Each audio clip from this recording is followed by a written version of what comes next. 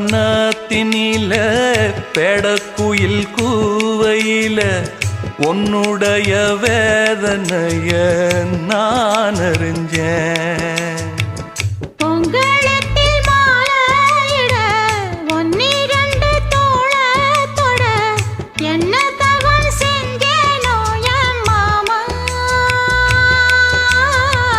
வண்ணக்கிளி கையத்தோட சின்ன சின்ன கோலமிட உள்ள மட்டும் வழியே நானே,